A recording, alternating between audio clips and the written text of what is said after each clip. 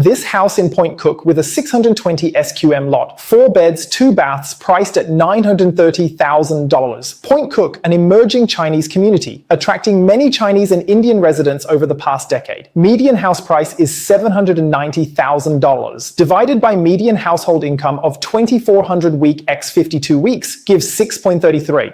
If this figure is less than 7, it's extremely healthy. Here you should add 2 points. Next, let's look at the population to dwelling ratio. You can find that Pointcook has 63,000 people and over 22,000 houses. Divide 1 by 2.8. If this indicator exceeds 2.5, it's considered very good, so you should add another point.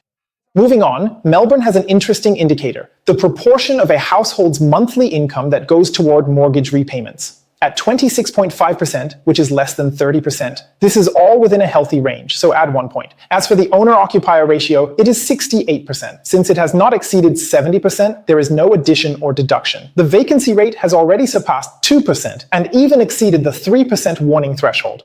This indicates that there are a bit too many houses now, so subtract 1 point. At the same time, this is corroborated by the average time a house stays on the market before being sold, which is 40 days. Somewhat slow, so subtract another point. Here, let me add a bit of a ragged outlook. By 2041, the population is expected to increase by 80,000 people, which means this figure will go up by another 30%. There's no way that many houses can be built, rest assured. The Labour Party guarantees they won't be able to build that many, so the total score for the area is plus 2 points.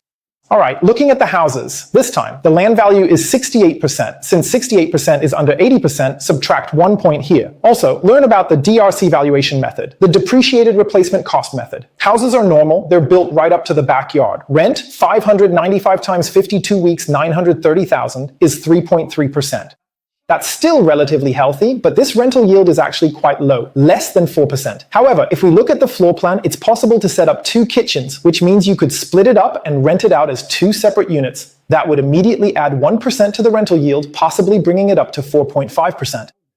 Basically, it can support itself, so for renovation potential, we'll give it an extra point. Now, I've saved the main highlight for last. The Sony is a GRZ one, which is the most common pine forest in Melbourne, but in that Z one, it's completely undevelopable.